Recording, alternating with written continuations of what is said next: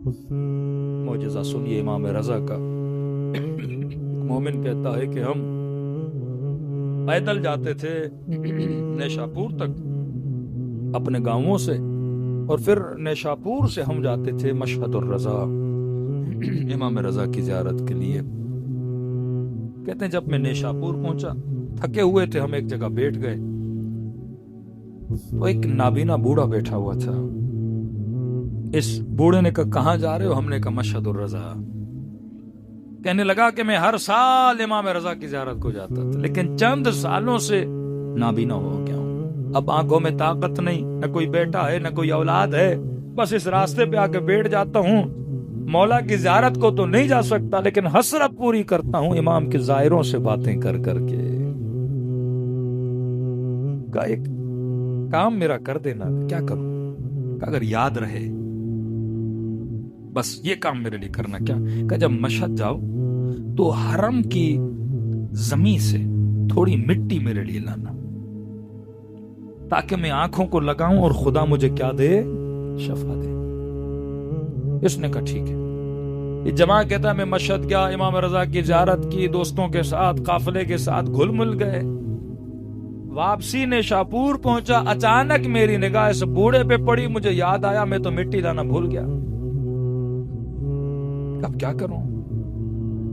तो मैंने कहा बूढ़े को याद नहीं होगा।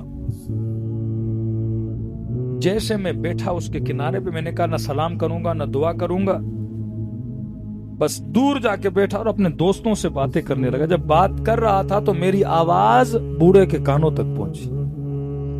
उसने कहा जमा तो वही नहीं है जिसे मैंने कई दिन पहले कहा था कि इमाम रज़ा के हरम की मिट्टी लाना।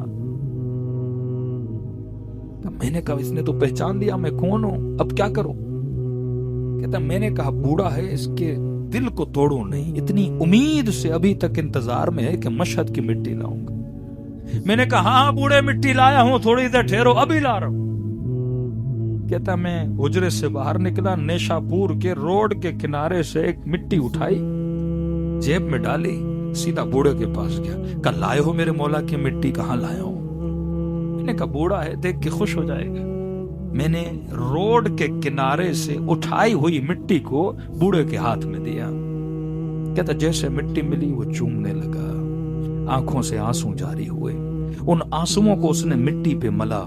मलने के बाद उस गीली मिट्टी को कभी दाईं आंख पे लगाए, कभी बाईं आंख पे लगाए, और कहने लगा आंखों तुझे शफा कैसे नहीं मिलेगी, ये मेरे रज़ा की मिट्टी है, ये इमाम रज़ा की मिट्टी। अब कहता मैं शर्मिंदा हो रहा हूं, इस बूढ़े को कैसे बताऊं ये नेशापुर के रोड के किनारे की मिट्टी है, ये मशहद मुकद्दस की मिट्टी नहीं। का बस आंखों पे मिट्टी का लगना था और उसकी बिनाई का वापस आना था।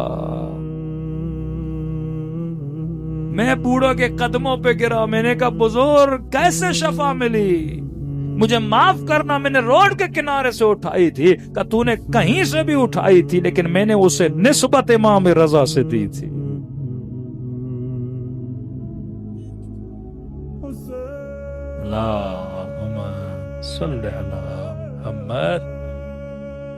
मैंने उसे या अली, मैंने निस्बत उसे इमाम रज़ा से दी थी। ऐसे करीम इमाम किसी को नसीब नहीं हुए जो आपको नसीब हुए। मौला जब पहुंचे मशहद, एक बूढ़ा कहता है मैं पैदल चल के आया इमाम रज़ा की ज़ियारत को। अब उस जमाने में फोटो तो नहीं थे, किसी को पता इमाम कैसे दिखते हैं, बस पता था फर्जंद रसूल आए। कहता सुबह सवेरे मशहद पहुंचा, नमाज अदा की।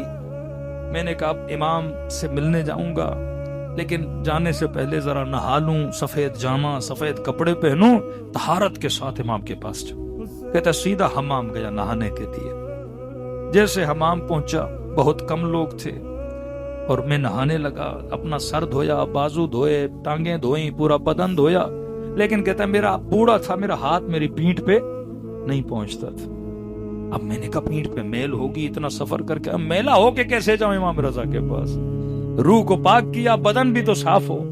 कहता दाएं बाएं देखा, एक जवान मेरे किनारे पे नहा रहा था।